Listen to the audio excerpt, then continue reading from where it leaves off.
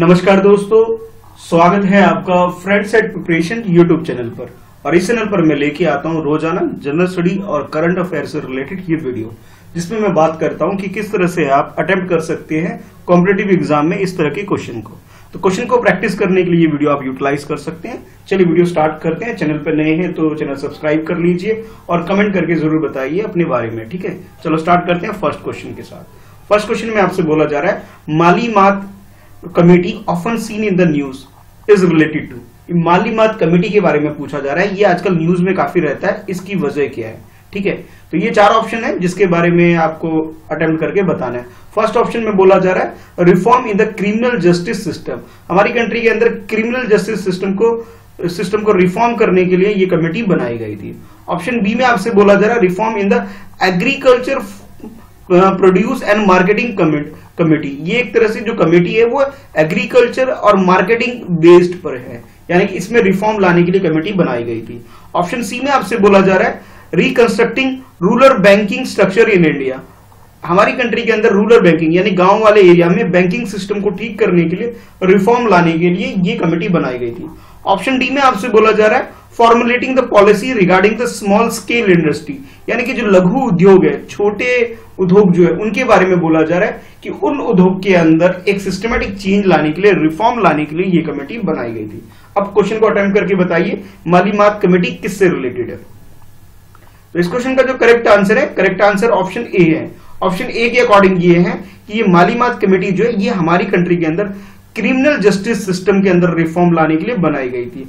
और ये जो कमेटी बनी थी 2000 में आई थी, यानी कि 2000 में जब ये कमेटी आई थी, जिसके जो हेड थे वो कर्नाटका और केरला के जो चीफ जस्टिस थे, यानी कि हाई कोर्ट के चीफ जस्टिस थे, जस्टिस वीएस माली-मात, वो इस कमेटी के चेयरमैन थे, यानी हेड थे।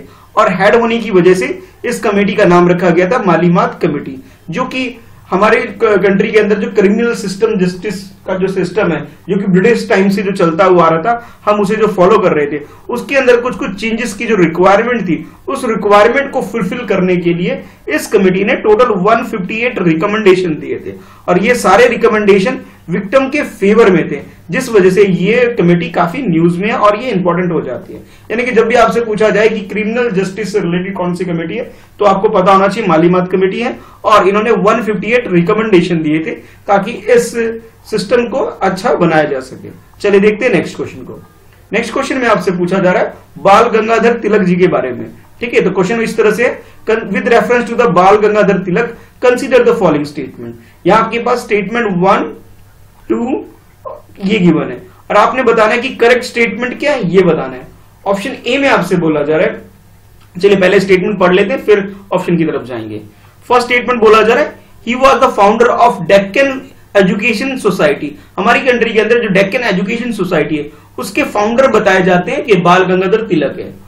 स्टेटमेंट 2 में आपसे बोला जा रहा है he found the all India home rule league. हमारी जो फ्रीडम फाइट की जो मूवमेंट चली थी, ठीक है, उसके अंदर एक लीग क्रिएट की गई थी, all India home rule create की गई थी।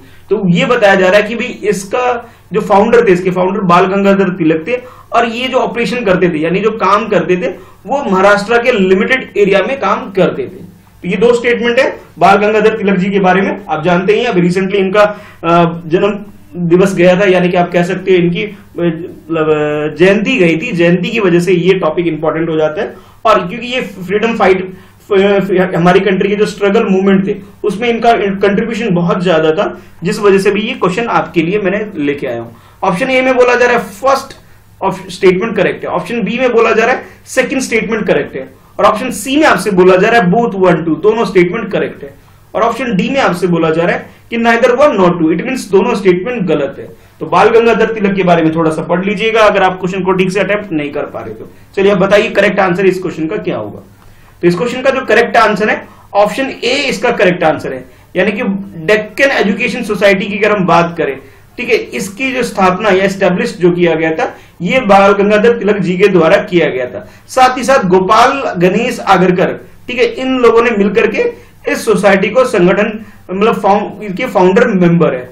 और इसे जो फाउंड किया गया था कि फॉरेन कॉलेज के द्वारा 1885 में ये पुणे के अंदर ये किया गया था और इसके थ्रू ही डेक्कन एजुकेशन सोसाइटी को भी एग्जिस्टेंस में लाया गया था। यानी कि आप ये बोल सकते हैं जो हमारा फर्स्ट ऑप्शन है वो करेक्ट है। और सेकंड स्टेटमेंट की तरफ अगर हम जाते हैं जिसके अंदर ये बोला जा रहा है आपसे कि ऑल इंडिया होम रूल के जो फाउंडर है इसके बारे में आपसे ये बोला जा रहा है कि ये बाल गंगाधर तिलक है। नहीं, इसमें थोड़ा सा चेंजेस है। इसे अप्रैल 1916 के अंदर महाराष्ट्र को छोड़ करके, यानी कि बॉम्बे वाला जो एरिया है पूरे महाराष्ट्र एक्सेप्ट बॉम्बे को छोड़ करके जो एरिया है, यानी कि जो सेंट्रल प्रोविंस था जिसके अंदर कर्नाटका बेरार वगैरह आते हैं, यहां पे इन्होंने ये काम किया था। यानी कि स्टेटमेंट में थोड़ा बहुत चेंजेस है। और इसके जो फाउंडर मेंबर्स में से अगर हम बात करें तो वो एनी बेसेंट और गंगाधर तिलक जी हैं।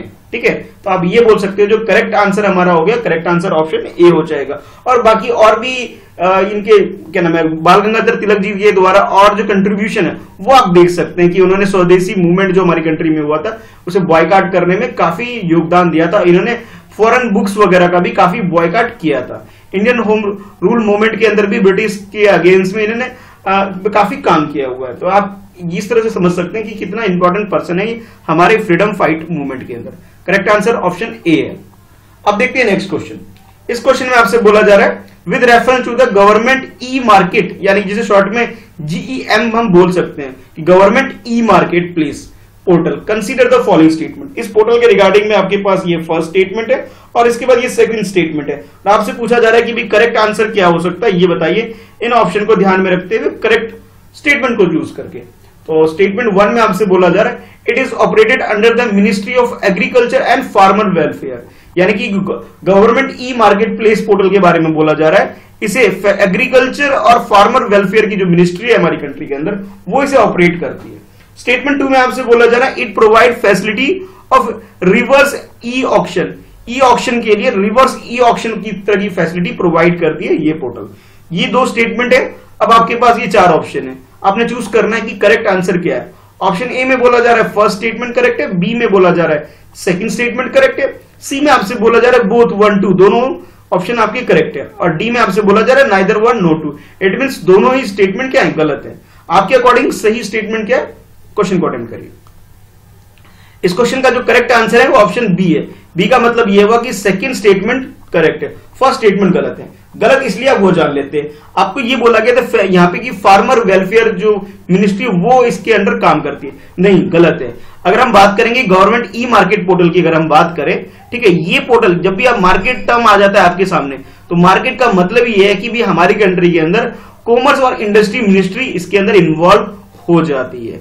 तो यानी कि फर्स्ट स्टेटमेंट हमारा गलत हो गया। रीजन क्या है, मिनिस्ट्री आपको गलत बता दी गई थी। बाकी सेकंड स्टेटमेंट बिल्कुल सही है। ये ई बिडिंग या फिर ई ऑक्शन वगैरह के लिए ये फैसिलिटी प्रोवाइड करती है ई मार्केट प्लेस पोर्टल। ठीक है, मेनली ये जो काम करती है कॉमन यूज जो गुड्स वगैरह होते हैं, ठीक है, जो कि अलग अलग मिनिस्ट्री, अलग अलग स्टेट गवर्नमेंट, सेंट्रल गवर्नमेंट के अंदर जितने भी डिपार्टमेंट, ऑर्गेनाइजेशन या पब्लिक सेक्टर अंडरटेकिंग्स है, जिसे शॉर्ट में पीएसयू भी बोला जाता है, उन सब के लिए एक प्लेस प्रोवाइड करती है जहां पे ये ट्रेडिंग कर सके। ठीक है, तो यानी कि ये आप ये बोल सकते हैं ये हमारी कॉमर्स और इंडस्ट्री मिनिस्ट्री के अंदर आती है, और ये ई ऑक्शन, ई बिडिंग, और कहने का मतलब है ई ट्रांजैक्शन और ई मार्केट प्लेस ये प्रोवाइड करती है। तो करेक्ट आंसर हमारा ऑप्शन बी हो गया। आपके लिए क्वेश्चन ये रहेगा, आपको ये बताना है कि भी ministry of commerce and industry के मिनिस्टर कौन है, और इसके साथ साथ मिनिस्ट्री ऑफ फार्मर और फार्मर वेलफेयर से रिलेटेड जो मिनिस्ट्री है उसके मिनिस्टर कौन है, इन दोनों के बारे में जरूर बताइएगा। नेक्स्ट क्वेश्चन देखते हैं।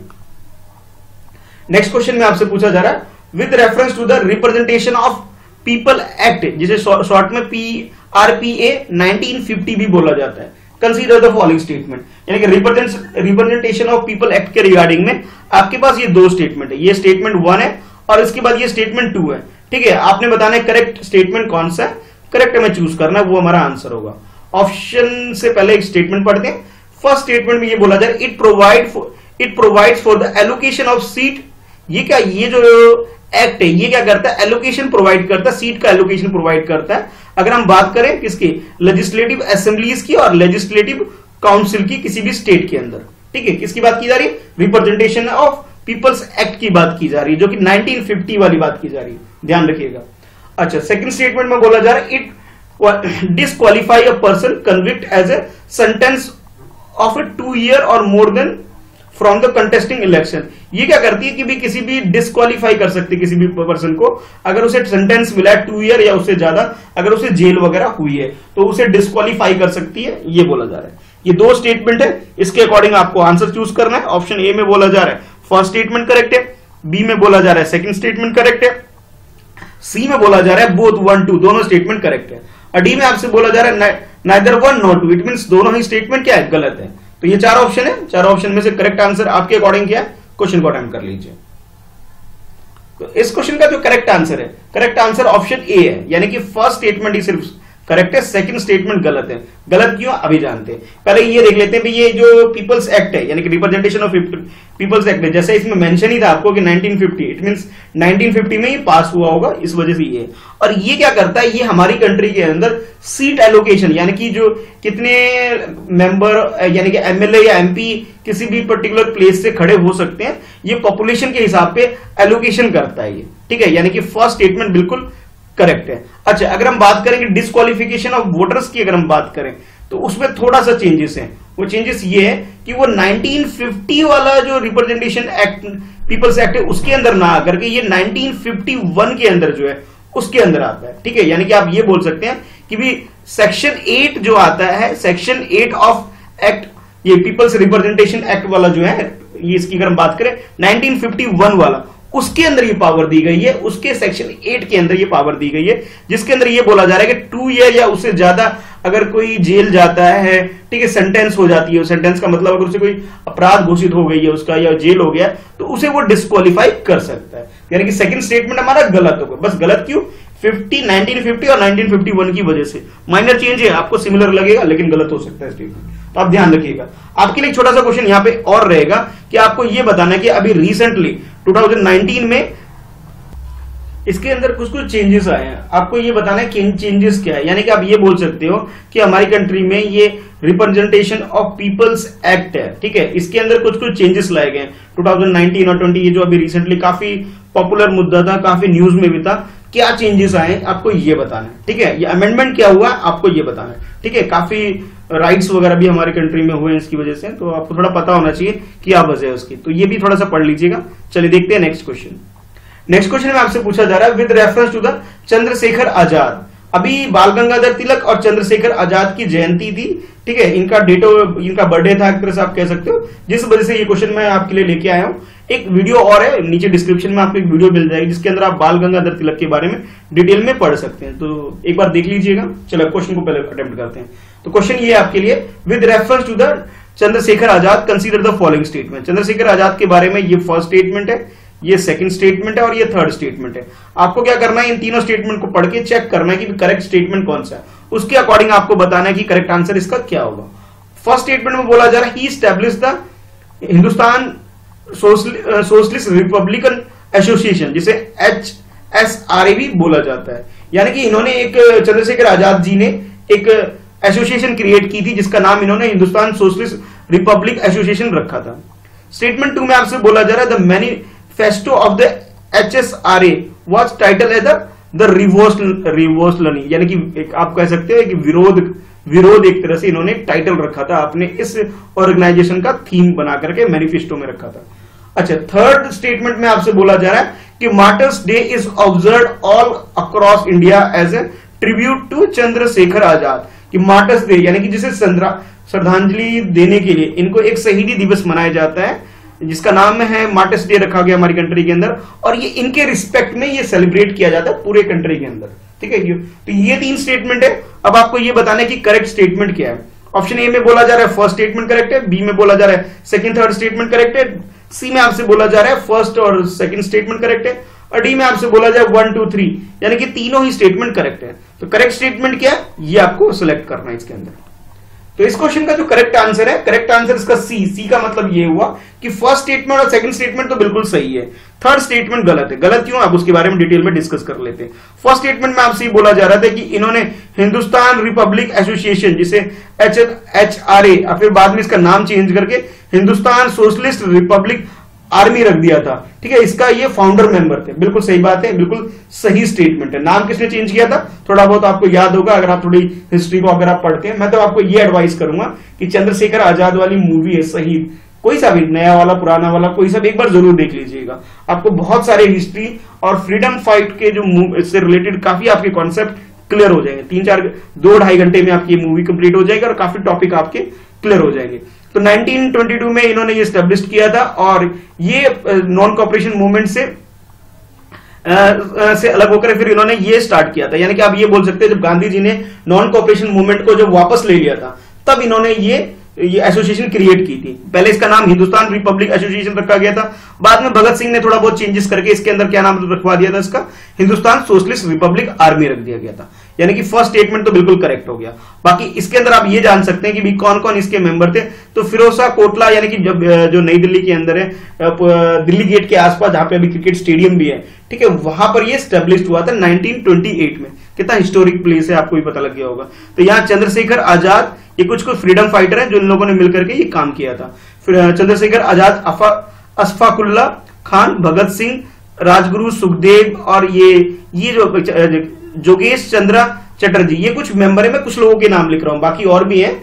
तो इन सब लोगों ने मिलकर के ये ऑर्गेनाइजेशन क्रिएट की थी। ठीक है, अच्छा अब बात कर लेते हैं भाई कि भी जो इन्होंने जो मेजर काम किया था जिसकी वजह से ये काफी न्यूज में थे, काफी पॉपुलर हुए, वो ये हुआ था कि काकोरी कांड की वजह से, यानी काकोरी कॉन्स्पिरेंसी की वजह से जो 1925 में इन्होंने कि भी फ्रीडम फाइट के लिए जो लूटा था, उसकी वजह से काफी ये न्यूज में आ गए थे। ठीक है, यानी कि काफी पॉपुलर भी हुए थे और इनका कंट्रीब्यूशन बढ़ जाता है। तो जिसके अंदर इन्वॉल्व थे उनका नाम भी आपको पता होना चाहिए, जिसके अंदर चंद्रशेखर आजाद, राम प्रसाद बिस्मिल, असाफुल्ला खान, राजेंद्र लहरी और मनमोहन नाथ गुप्ता, ये कुछ ऐसे लोग हैं जो कि हमारे फ्रीडम स्ट्रगल मूवमेंट में काफी इंपॉर्टेंट है। थोड़ा बहुत इन सब के बारे में जरूर पढ़िएगा, इनका कंट्रीब्यूशन थोड़ा बहुत पढ़ लीजिएगा। इनमें से सारे पर्सन इंपॉर्टेंट है, क्वेश्चन किसी के ऊपर भी बनाए जा सकते हैं।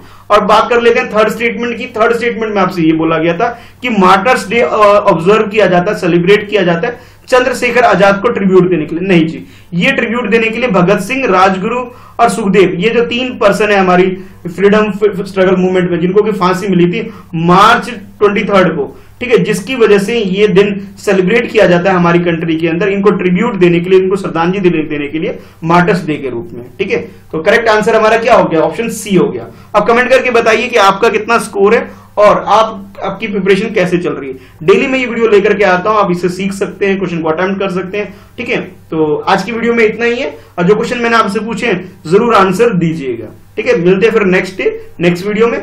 वीडियो को लाइक करिए, अपने फ्रेंड में शेयर करिए और चैनल को सब्सक्राइब कर लीजिए अगर पहली बार देख रहे हैं।